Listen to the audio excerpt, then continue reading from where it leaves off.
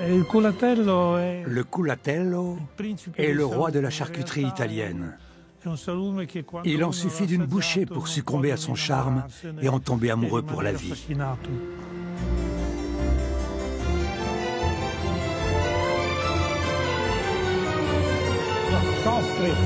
Soffri.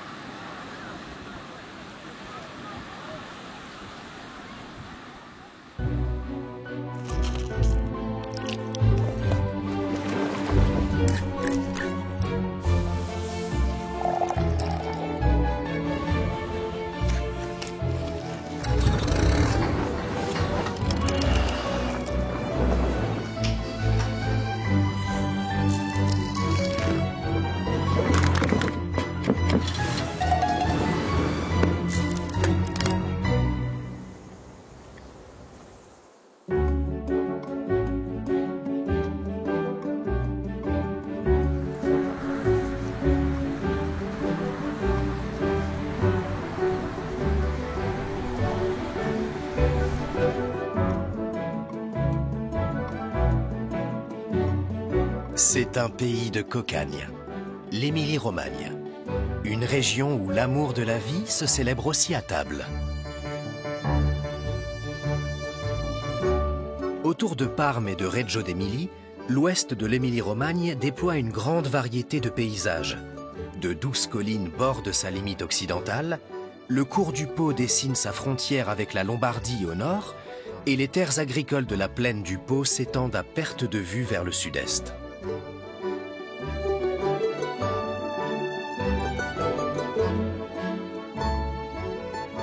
De petits villages où l'on s'attend à croiser Don Camillo à tout moment s'enchaînent harmonieusement pour converger vers Parme et Reggio d'Émilie.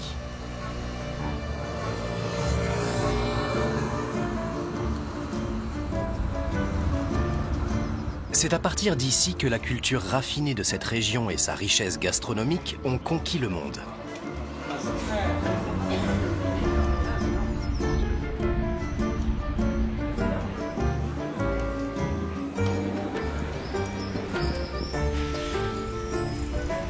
De nombreuses villes sont traversées par la Via Emilia. Artère vitale du nord de l'Italie depuis l'Antiquité, la voie romaine a donné son nom à la région. La Bassa. C'est ainsi que les habitants de l'Émilie désignent la basse plaine du Pô qui s'étend au sud du fleuve. Située près de Correggio, non loin de Reggio d'Émilie, la ferme Casa Vecchia est une exploitation familiale depuis 4 générations et Andrea Gerpelli en est l'actuel propriétaire. Pendant plus d'un siècle, ses aïeux ont cultivé des fruits, des légumes et des céréales tout en pratiquant l'élevage de porcs. Andrea a choisi une autre voie. Il se consacre exclusivement au maintien d'anciennes variétés de céréales. À la Casa Vecchia, 20 hectares de champs accueillent plus d'une vingtaine de céréales ancestrales. Andrea, qui se qualifie lui-même de paysan sentinelle, cultive des variétés résistantes, riches en nutriments et surtout en goût. Et l'agriculteur les analyse chacune au moyen d'un procédé vieux comme le monde. Goûter le grain à même le champ est essentiel si l'on veut s'assurer que la maille gluténique est effectivement souple comme elle doit l'être pour faciliter la digestion.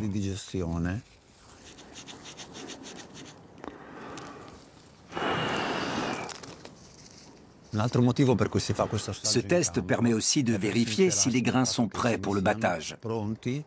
Mais là, ils sont encore un peu mous et un peu plus de soleil leur fera du bien. Andrea est venu à l'agriculture sur le tard. Après un diplôme universitaire, sa passion pour l'art dramatique le pousse à s'installer à Rome, où il décroche quelques rôles dans le cinéma. Mais la vie d'artiste le laisse sur sa faim. De retour à Correggio, il transforme peu à peu l'exploitation familiale sans renoncer complètement à son métier d'acteur. Salut Luca. Bonjour. Ça va bien? Ah, ma farine. Tiens. Salut Cinzia, ça va bien? Tu veux goûter les biscuits que j'ai fait avec ta farine de blé rouge? Absolument. Je suis curieux de voir ce que ça a donné. Dans cela, il y a aussi ton maïs. Ah, super. Ça leur donne une bonne friabilité. C'est une farine presque complète. Je l'ai un peu tamisée parce que tu la préfères foncée. Oui, oui. Bien qu'Andrea ait déjà commercialisé plusieurs céréales ancestrales, il ne cesse d'explorer d'autres sortes. Chacun de ces voyages est l'occasion de recueillir des graines indigènes non hybridées. Par ailleurs, des amis, des laboratoires universitaires et même des inconnus enrichissent sa banque de semences avec la certitude que le gardien de cet héritage en fera bon usage. Cette collection est un don que m'a fait une dame qui avait ça chez elle. Elle a préféré me la confier pour que j'en prenne soin. Ce sont toutes des variétés du siècle dernier et nous les plantons au fur et à mesure pour voir si on peut relancer leur culture. L'acteur agriculteur est aussi cuisinier à ses heures. Aujourd'hui, il fait des tagliatelles, une spécialité de l'Émilie. Particulièrement digeste et facile à travailler, la farine d'épeautre qu'il utilise l'a toujours séduit par son goût. Il suffit d'en mettre un peu sur le bout de la langue et elle s'épanouit immédiatement en bouche. Et plus on la garde en bouche, plus les saveurs se développent, parce qu'elle est riche en polyphénol que la plante a fabriqué au contact de cette campagne.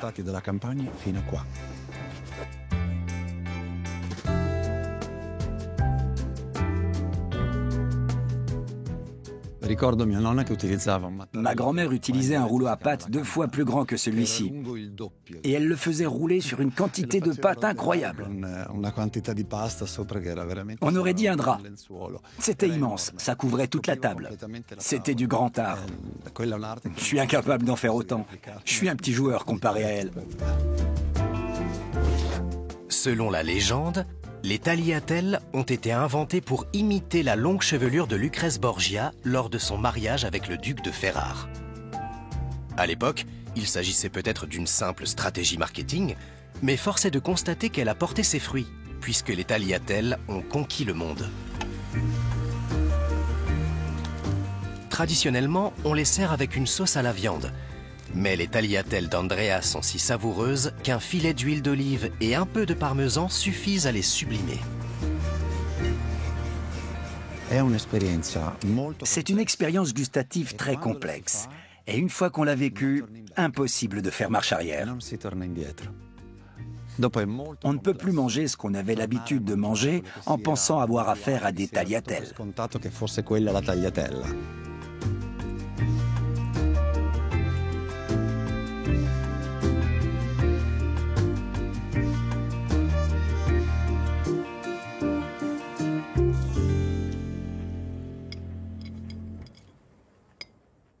À Rivalta, dans la périphérie de Reggio d'Émilie, un troupeau de vaches prend le chemin de son petit déjeuner.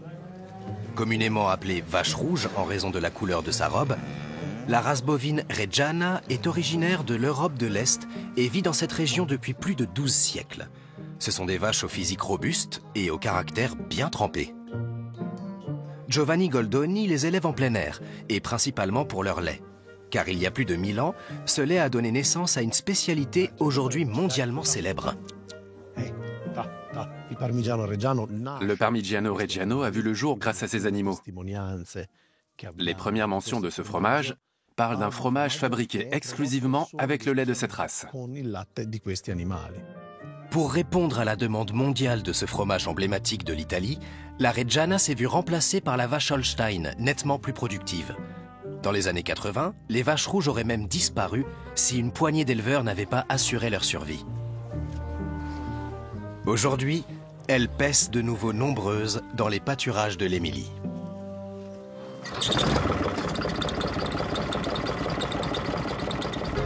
Le père de Giovanni faisait partie des défenseurs de la race Reggiana, Et son engagement s'est avéré salutaire pour l'avenir de l'exploitation. La production du véritable Parmigiano Reggiano est soumise à un cahier des charges très strict. À commencer par l'alimentation des vaches. L'herbe et le foin doivent provenir de prairies naturelles. Pour Giovanni, qui est un adepte convaincu de l'agriculture biodynamique, cela va de soi.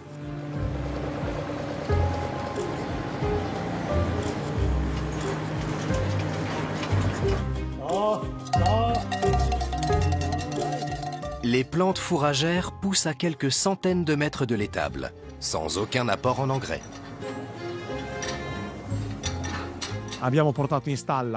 On a introduit un mélange d'ivraie et de luzerne dans leur alimentation pour enrichir leur ration alimentaire avec des protéines.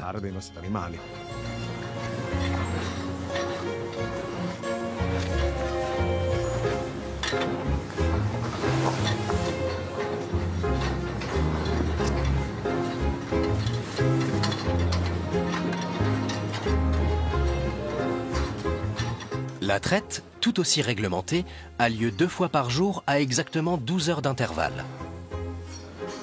Le lait des vaches rouges est particulièrement riche en calcium et en phosphore, mais aussi en caséine, une protéine essentielle à la fabrication du fromage. La traite du matin est mélangée à celle de la veille, et le lait, additionné de présure, est porté à 33 degrés dans un chaudron en cuivre. Le caillé obtenu est ensuite mis à cuire à 55 degrés. Il faut environ 1300 litres de lait pour produire 2 meules de parmesan.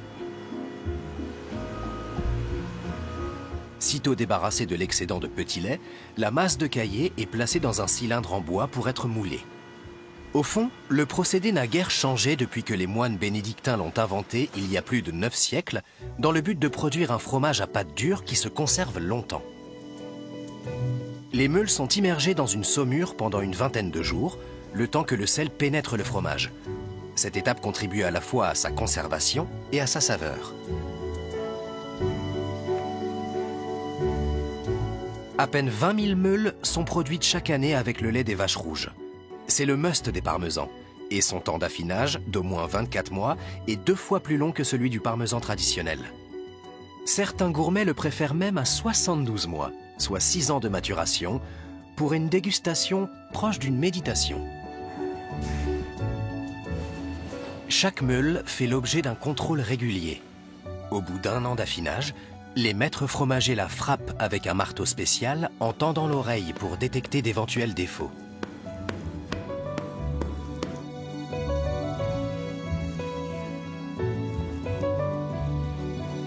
L'expertise se poursuit au nez avec un carottage qui permet d'apprécier les arômes.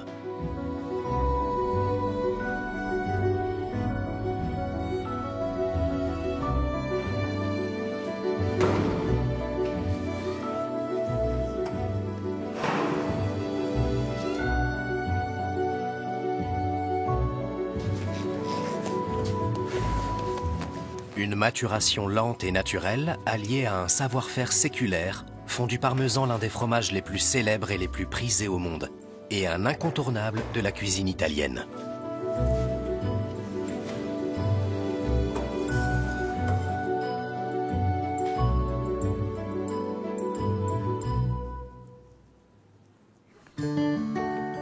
Elena Dalla Porta, la femme de Giovanni, profite des produits de la ferme pour cuisiner des plats aux saveurs authentiques de l'Émilie.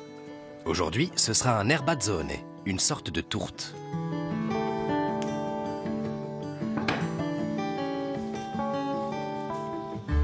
Elena fait d'abord revenir des oignons et des blettes avec leurs côtes dans du beurre produit sur place. Inutile de saler les légumes. Le Parmigiano Reggiano s'en chargera. Questo parmigiano è un parmigiano stagionato, quindi contiene. Ce parmesan longuement affiné concentre tous les sucs que nos vaches ont mangés en pâturant. Il est très savoureux et intense, sans être piquant. Et saporito, non pizzica.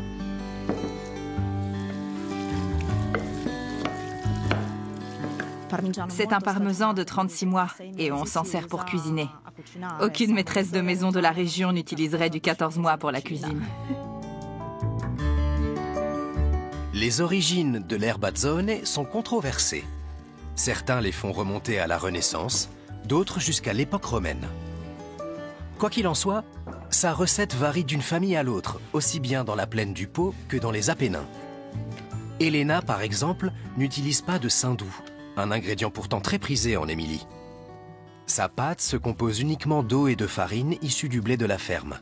Et malgré l'absence de matière grasse, sa consistance est bien souple.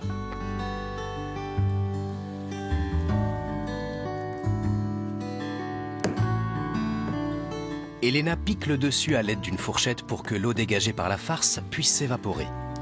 Une fois badigeonnée de jaune d'œuf, l'erbazzone est enfournée pour une demi-heure à 200 degrés. De quoi régaler toute la famille avec un plat simple et savoureux. Però avresti detto come luglio 2013, mi confondo con Elia, luglio 2013. No, è perché ho collegato quello che ha fatto l'anno dopo, ma è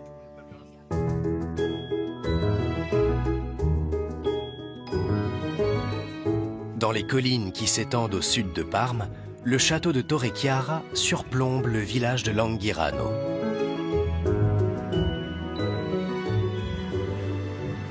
Sara et Sandra Ugolotti représentent la troisième génération d'une famille étroitement liée à l'emblème culinaire de ce village, le jambon de Parme, qui atteint sa maturation optimale sur ces terres, caressées par l'air des collines.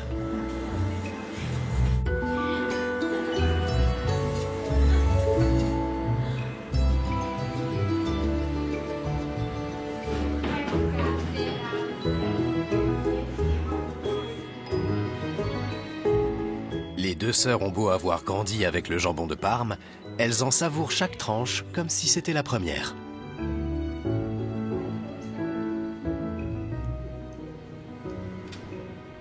Il est comment? Très bon. Bien que les deux sœurs n'aient pas l'intention de reprendre l'épicerie familiale, elles restent profondément attachées à la tradition gastronomique de leur village, qui, à côté du célèbre jambon, se targue d'un autre fleuron, la tarta rossa, le gâteau rouge. Ici, c'était le Bartanara autrefois. Ça a été le premier à vendre ce gâteau rouge. Les enfants du village aidaient à tailler les amandes et à préparer les ingrédients. Et ils en profitaient pour grappiller un peu de gâteau. Comme notre grand-mère. Oui, notre grand-mère faisait partie des enfants qui venaient en chipper quelques miettes. Et elle a sans doute aussi chippé des secrets de recettes, des astuces qui lui ont permis de créer sa propre version du gâteau. Qui sait si sa recette n'est pas née des bouts de gâteau qu'elle grignotait en douce?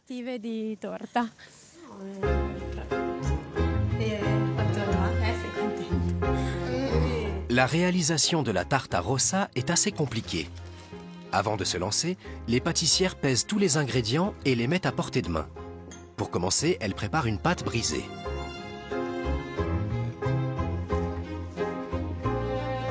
Il vaut mieux tout y mettre d'un coup, et puis pétrir, pétrir, pétrir.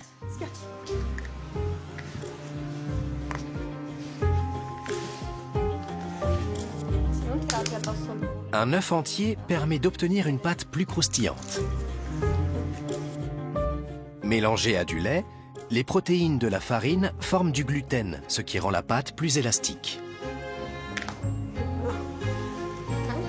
La chaleur étant l'ennemi juré de la pâte brisée, Sara en fait une boule qu'elle réserve au frais pendant 1 heure, le temps de préparer la garniture. Je vais broyer les amaretti. D'accord. Attends, je débarrasse. Merci.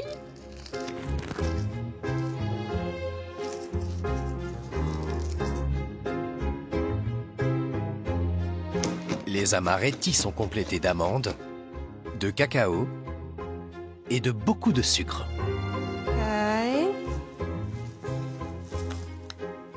Je mets tout? Oui. Ok. Le cédra. C'est pas le gâteau le plus léger. Ça, non, c'est sûr. Un bon verre de rhum parfume le fourrage et y ajoute encore quelques calories. Notre grand-mère Anna faisait ce gâteau pour chaque fête, à Noël et aux anniversaires. Sa préparation est un peu compliquée et prend du temps, mais on essaye de maintenir cette tradition pour nous souvenir de ce que faisait notre grand-mère.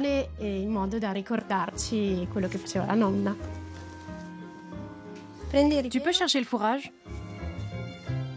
La recette originale ne s'est transmise qu'oralement, si bien que chaque famille de Langhirano est convaincue de détenir la bonne.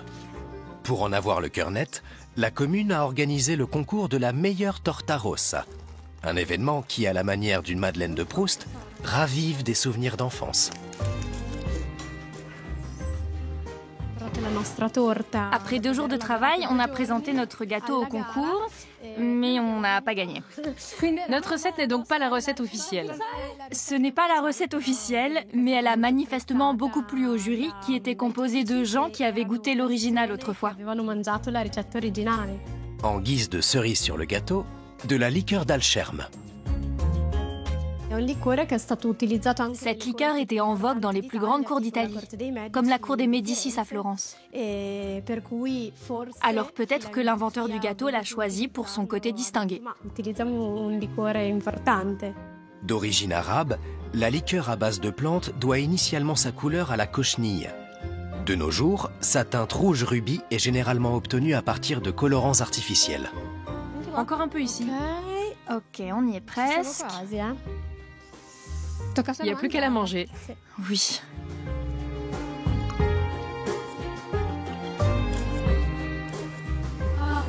La voilà. Elle est prête. Ah, salut. Allez, tu la goûtes? Oh, de la torta rossa. Pas les pâtes. Bien sûr, je la goûte. J'ai les mains grasses. Ça ne fait rien, tu dois goûter toi aussi. Alors? On dirait celle de grand-mère. Elle est bonne? Très bonne. Et voilà. Délicieuse. Bravo. Top là. Le Pô forme la limite naturelle du nord de l'Émilie. Le fleuve a de tout temps façonné le paysage de cette région. Au fil de l'histoire, ces zones marécageuses ont été asséchées pour gagner des terres arables qui s'étendent aujourd'hui à perte de vue en une mosaïque de champs fertiles. Mais le climat est resté très humide. Les étés sont chauds et étouffants, les hivers froids et brumeux. Filippo Mezzadri met ce microclimat à profit en produisant le nec plus ultra de la charcuterie italienne, le culatello, un jambon dont l'affinage nécessite une humidité constante. Il sèche lentement. C'est pour ça qu'il est toujours tendre. Uniquement composé du muscle interne de la cuisse du porc, on lui donne sa forme typique de poire avant de l'assaisonner de sel, de poivre et d'ail. Le temps fait le reste, ou plutôt le climat, car l'un des secrets du culatello réside dans ce que les habitants de Parme appellent l'arôme de brouillard. Ces arômes spécifiques sont obtenus grâce à l'ouverture et la fermeture des fenêtres, à ce flux d'air chargé de senteurs qui envahit régulièrement la cave. Le culatello absorbe et concentre tous ces arômes au cours de sa vie. Le culatello est affiné au moins 18 mois. Suspendu dans des caves séculaires, il développe peu à peu une couche de moisissure noble qui lui confère une saveur unique. Filippo produit quelques 500 culatello par an. Du désossage à l'affinage, il fait tout à la main. Le professeur émérite Alberto Spinzi est un inconditionnel du culatello. Il me faut un culatello pour un grand festin à la forteresse. Donc un culatello d'exception. Alors, celui-ci, je l'ai décroché hier. Magnifique. Comme toujours, il est superbe. Il va faire une grande impression. Merci. Le village de Zibello est le berceau du culatello. Non loin de là, la forteresse de Soragna est l'écrin idéal pour célébrer le roi de la charcuterie italienne.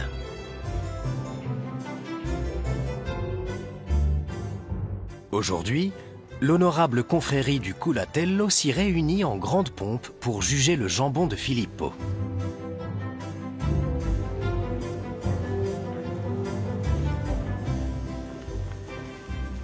Je vous présente le culatello du jour. Un arôme remarquable. Préparez-vous et voyons quelle note vous allez lui attribuer. Je vais le trancher. Oui. Le club très fermé s'est donné pour mission d'honorer la tradition de cette charcuterie d'excellence.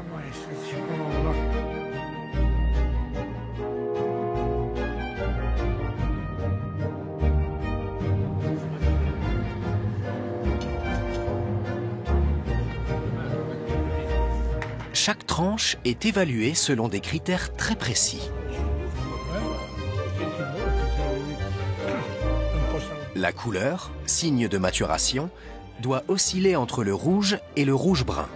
Le gras doit être uniformément blanc. Le goût, légèrement sucré et modérément salé. Et l'arôme doit révéler des notes de sous-bois et de mousse. La dégustation se prolonge car le candidat du jour ne fait pas l'unanimité. Si tu ne le sens pas, je ne peux rien y faire. Du parfum, il en a. De l'arôme, il en a. Au nez, ça ne va pas. Alors là, tu exagères. Pour moi, le parfum est juste. C'est un passe-temps très répandu ici que de cultiver l'amour de la nourriture et de se réunir pour discuter de ce qui est bon ou moins bon. Et dans cet art de la dégustation, chacun croit évidemment détenir la vérité.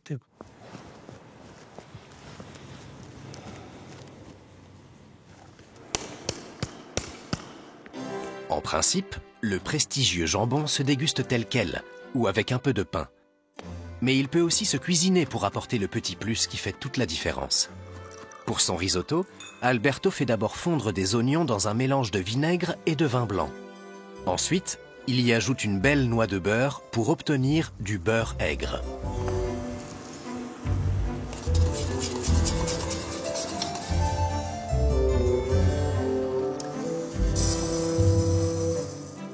Il ne lésine pas davantage sur le beurre pour faire revenir le riz.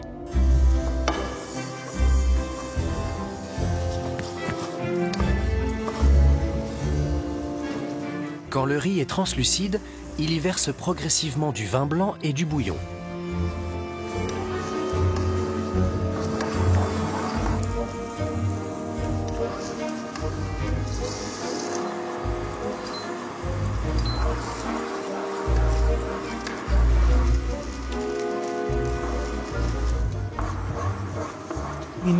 En Émilie, on utilise du beurre dans beaucoup de préparations, en particulier dans le risotto.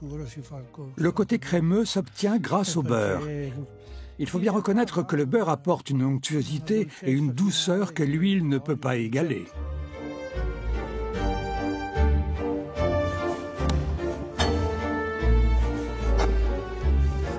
Alberto coupe le culatello en lanières, qu'il fait poêler à sec.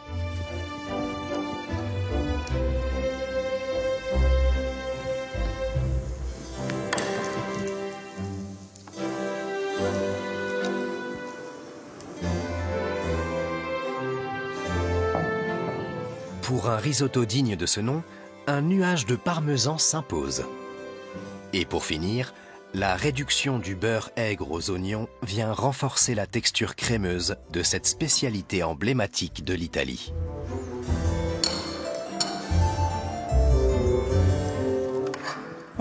C'est de la cuisine fusion. J'ai fait un risotto blanc comme on le fait à Parme, c'est-à-dire uniquement avec du vin blanc et du parmesan, et j'ai ajouté du culatello par-dessus. C'est une façon de marier deux consistances. Le croquant du culatello passé à la poêle et le moelleux du risotto.